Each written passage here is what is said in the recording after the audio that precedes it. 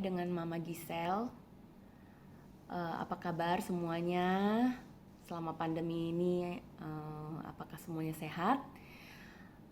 Saya udah vakum 2 tahun ya, nggak bikin video, nggak upload video. Kenapa? Bukan karena saya udah berhenti masak, jajan atau apa, tapi saya tetap masak. Cuma masalahnya di selama pandemi ini banyak sekali kejadian luar biasa yang terjadi dalam hidup saya. Saya mengalami yang namanya psikosomatik ya. Jadi saya akan berbagi pengalaman saya pribadi yang mengalami psikosomatik, GERD anxiety, berjuang sampai kurang lebih 2,5 tahun. Sampai sekarang boleh dibilang saya 90% sembuh. Tapi masih ada sisa-sisa gejala yang masih belum tuntas. Di awal pandemi, waktu lockdown selama 3 bulan ya, itu saya merasakan happy justru. Nggak tahu kenapa, wah selama ini saya kan bekerja. Waktu lockdown saya happy sekali, wah cari segala kegiatan yang ada di rumah. Saya sampai tiap hari masak, saya setiap hari menanam sayur-sayuran, kacang panjang, buncis dan lain segala macemnya gitu ya. Jadi happy banget, terus bisa bareng-bareng sama suami dan anak-anak, wah itu luar biasa. Tapi nggak tahu kenapa pikiran negatif itu bisa tiba-tiba nyerang ke saya. Mungkin gara-gara setelah lockdown udah lewat, udah boleh ke kantor, udah boleh buka usaha gitu ya sama pemerintah, akhirnya saya mulai ke kantor. Nah ini saya bantu bisnis suami saya. Waktu saya ke kantor itu luar biasa sepinya, nggak ada yang namanya orderan datang. Jadi saya ke kantor pagi, pulang nggak menghasilkan apa-apa, cuma duduk kayak nunggu telepon, nunggu apa, nggak ada gitu, nggak ada hasil. Setelah beberapa minggu, 2-3 minggu, saya udah mulai banyak pikiran aneh gitu. Waduh, kalau sampai begini terus gimana ya gitu. Akhirnya udah banyak pikiran-pikiran tentang masa depan, itu segala macam. Pikiran negatif udah muncul semua. Akhirnya selama itu saya nggak bisa tidur. Banyak sekali kekhawatiran, aduh harus bisnis apa, aduh harus ngapain biar kantor itu menghasilkan. Saya sampai tiap hari itu telepon klien, telepon customer. Ternyata memang mereka tutup gitu, ada yang bangkrut, ada yang memang sepi. Jadi emang bisnis itu saling kait mengait ya. Jadi kalau dia sepi ya saya sepi gitu. Ya udah selama beberapa bulan orderan juga nggak kunjung datang. Makin stres saya, nggak bisa tidur. Sehari mungkin tidur 2-3 jam. Aduh makin lama saya kuat begadang ya. Jadi kalau sampai nggak tidur sebenarnya saya nggak apa-apa gitu. Tapi pikiran ini yang luar biasa mengganggu. Semakin lama numpuk di pikiran, nggak bisa tidur. Akhirnya muncul yang namanya penyakit psikosomatik. Saya nggak tahu itu kenapa. Padahal saya nggak punya trauma, nggak punya apa-apa, nggak punya pengalaman yang membuat saya trauma banget gitu dengan sesuatu hal.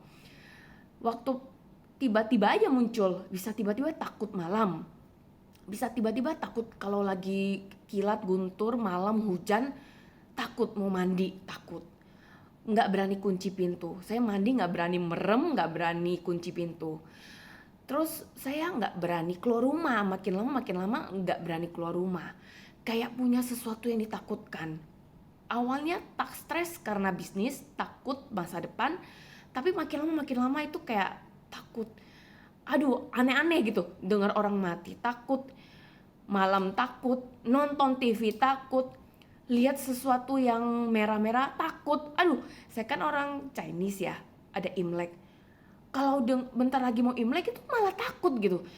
Pokoknya serba sesuatu yang harusnya normal dan yang biasanya saya nantikan nonton film drama Cina, drama Korea seneng gitu, tapi waktu kejadian itu sama sekali nggak berani nonton TV.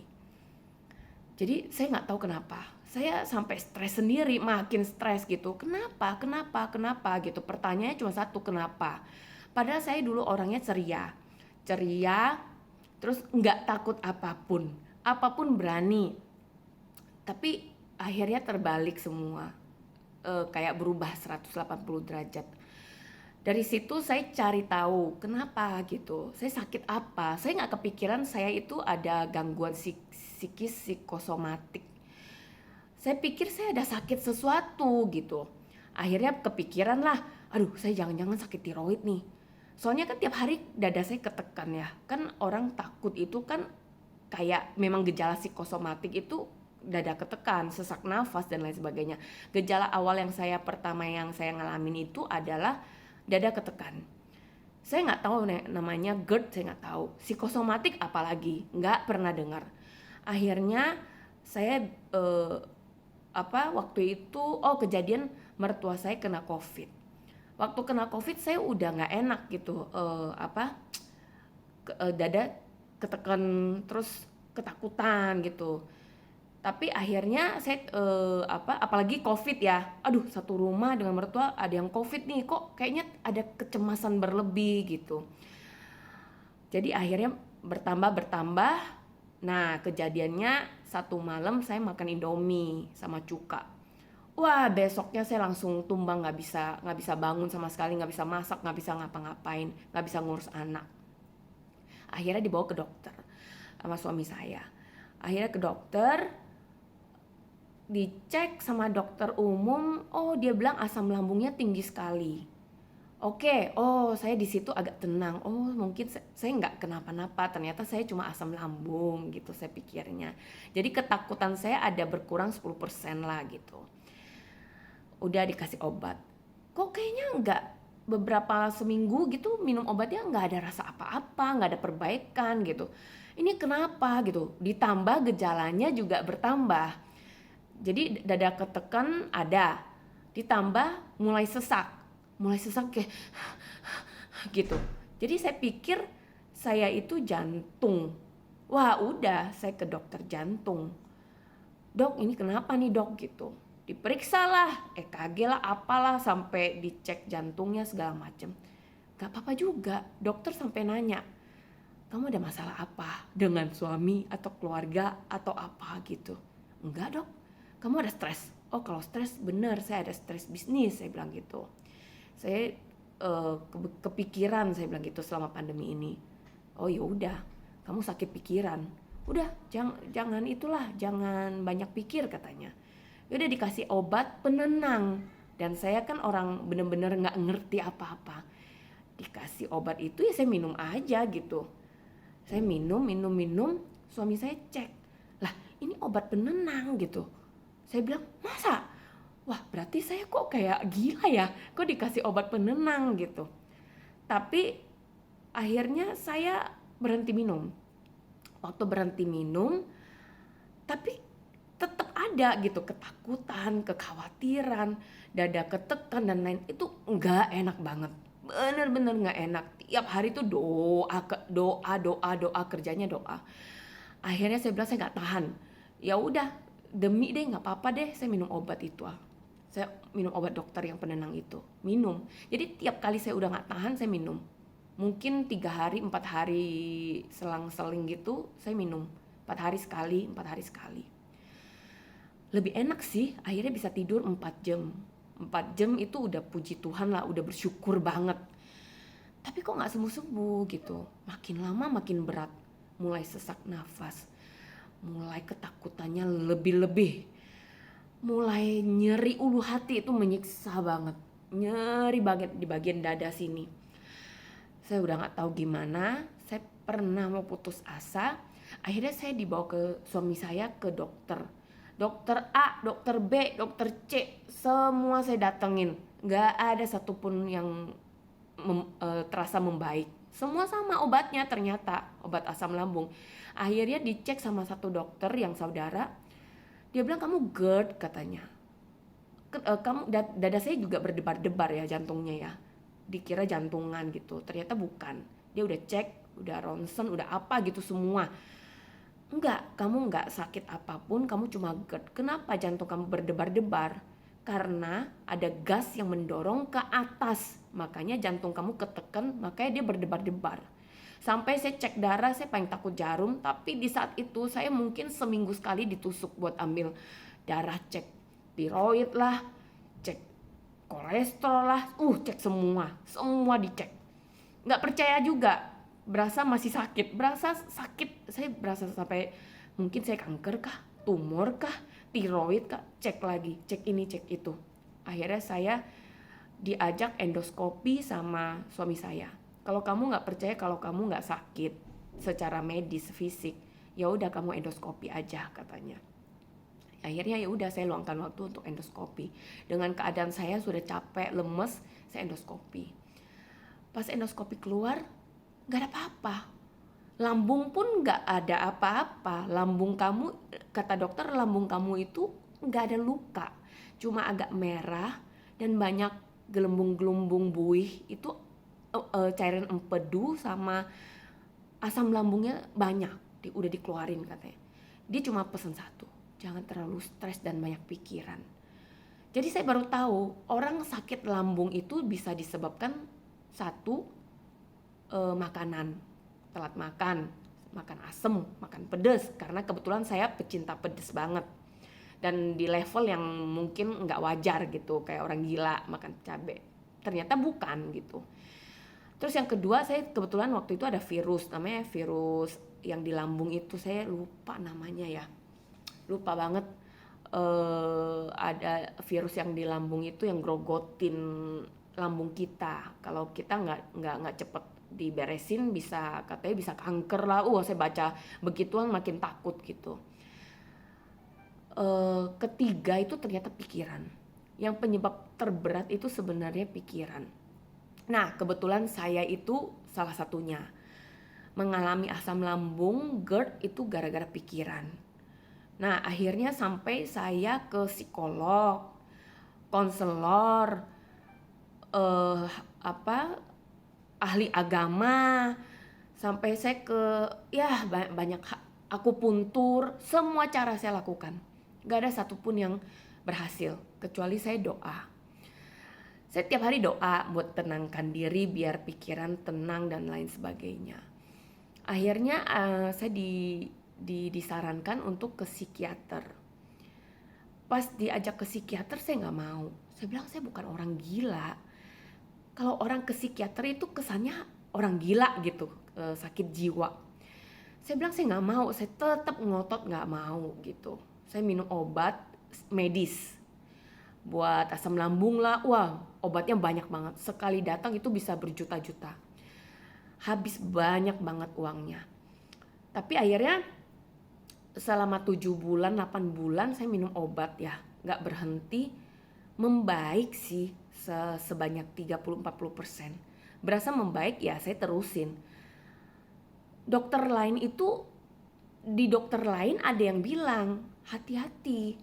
Ada obat yang keras dan ada obat yang penenang gitu, yang tidak boleh dikonsumsi dalam jangka waktu yang panjang. Akhirnya sih cek obat yang saya minum agak jadi nggak ada pengalaman sama sekali gitu. Minum obat ya minum aja gitu. Ternyata obat yang dikasih itu ada penenang yang tidak boleh dikonsumsi jangka panjang. Kaget saya, pantesan saya membaik 40% gitu. Akhirnya saya berhenti, saya juga takut kena ginjal dan lain sebagainya.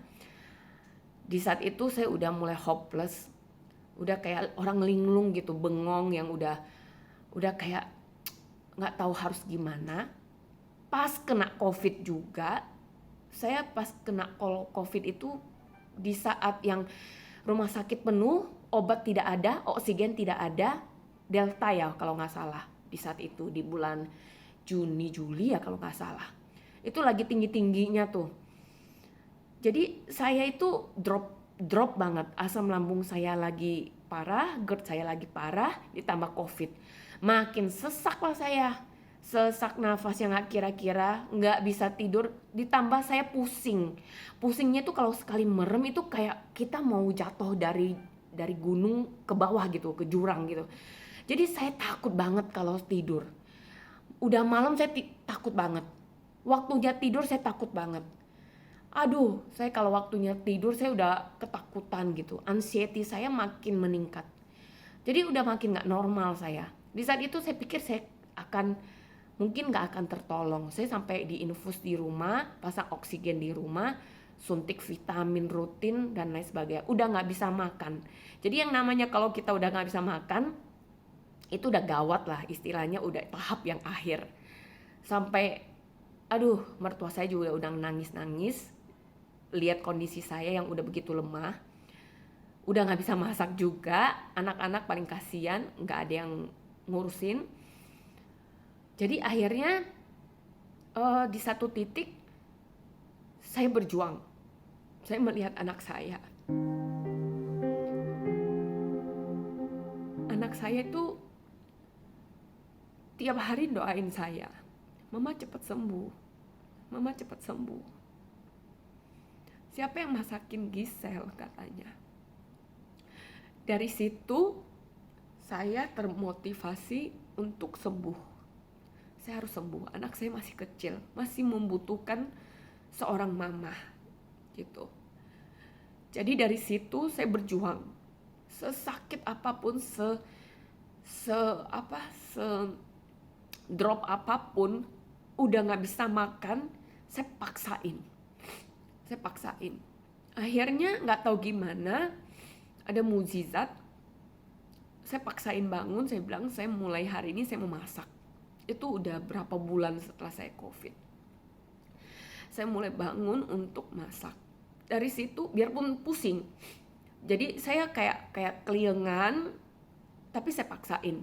Akhirnya saya terusin masak terus.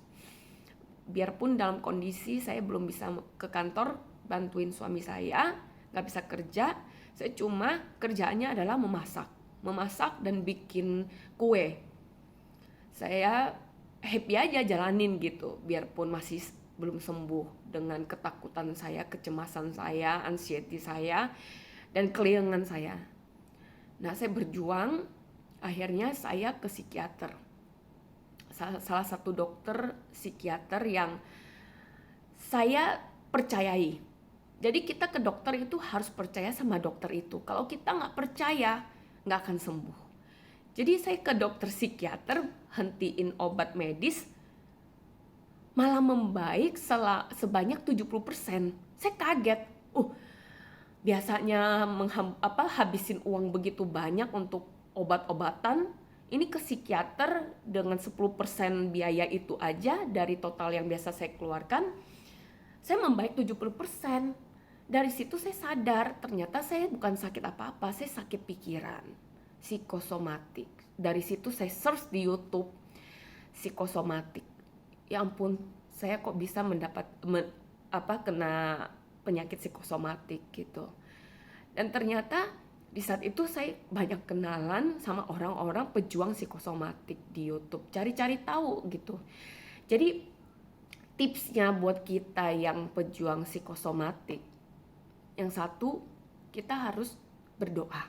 Itu nomor satu. Kekuatan saya waktu itu adalah berdoa. Saya percaya Tuhan itu gak pernah ninggalin saya. Dia akan sembuhkan saya. Yang kedua, kita harus punya komunitas. Dalam arti komunitas itu bisa keluarga, bisa teman sekolah, teman baik, atau saudara-saudara dekat. Selama kita komunitas dengan mereka, kita kayak punya dorongan kalau kita harus sembuh. Dan kita bisa melupakan apa yang kita takutkan. Nah, yang ketiga, kita harus olahraga. Dulu saya malas banget olahraga. Semenjak saya tahu saya psikosomatik, saya cari kegiatan. Saya olahraga. Saya naik sepeda setiap pagi, terus jalan pagi, naik sepeda lagi sore, terus siangnya saya baking, saya bikin kue.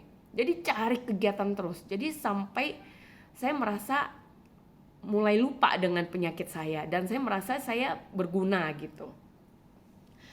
Nah, itu dia tipsnya, simple kalau saya 3 itu. Dan tambah satu lagi yang gak kalah pentingnya, selalu bercermin ngomong dengan diri sendiri. saya sembuh, saya akan sembuh, dan saya disayang. Saya punya keluarga yang baik, saya punya anak-anak yang mendukung saya dan lain sebagainya.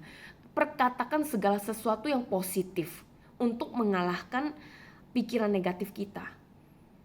Itu 4 tips yang bisa kita lakukan. Dan kita nggak perlu takut untuk ke psikiater. Psikiater itu kita ibarat kita sakit mah ya ke dokter lambung. Kita sakit pikiran ya ke dokter pikiran ya psikiater. Jadi bukan hal yang lumrah gitu, bukan kita gila gitu, bukan. Ternyata itu hal yang memang harus kita terima dan akui gitu. Akhirnya sampai sekarang, dari pandemi awal sampai sekarang kurang lebih hampir 3 tahun saya berjuang. Sekarang sudah 90% pulih, sisa keliengan. Nah, keliengan ini saya nggak tahu kenapa masih ada, tapi saya mungkin itu memang sisa gejala-gejala psikosomatik yang masih ada ya, mungkin perlu proses. Jadi sembuh totalnya kapan ya saya nggak tahu. Jadi saya sekarang enjoy aja jalanin hidup. Udah mulai kerja bantu suami, udah mulai masak, udah mulai ngurus anak, udah semuanya saya lakuin. Dan per hari ini saya udah mulai upload video YouTube. Itu pengalaman saya kenapa saya bisa vakum sampai 2 tahun. Itu badai kehidupan ibarat istilahnya ya gitu. Semoga video saya bisa menginspirasi untuk pejuang-pejuang psikosomatik yang mengalami kecemasan berlebih. Saya percaya selama pandemi 2 tahun ini banyak banget yang ngalamin. Mungkin stres, kekhawatiran atau ketakutan dengan virus corona atau apapun, jadi nggak berani keluar dan lain sebagainya. Ayo, kita pasti bisa sembuh dan kita bisa menjalani hidup ini dengan normal kembali. Yang penting kita punya niat mau sembuh, niat mau berusaha untuk sembuh. Jangan sampai kita drop, kita nyerah, nggak mau berjuang. Nah, itu akan memperburuk kondisi. Kita bangkit, kita berjuang. Dengan tips-tips yang tadi saya lakukan itu tiap hari. Doa, udah pasti. Itu doa saya hampir nggak berhenti. Tiap jam. Komunitas, olahraga, sama nggak boleh takut ke psikiater. Itu ya, kita sama-sama berjuang. Semoga bisa bantu teman-teman yang alamin dan bisa beraktivitas kembali seperti normalnya, dan kita bisa sama-sama sembuh dari psikosomatik. Thank you, semoga kalian bisa terbantu dengan video saya. Kalau ada kata-kata yang menyinggung atau salah, saya minta maaf. Kita sama-sama berjuang. Ya, terima kasih. Sampai ketemu lagi di video berikutnya. Dah.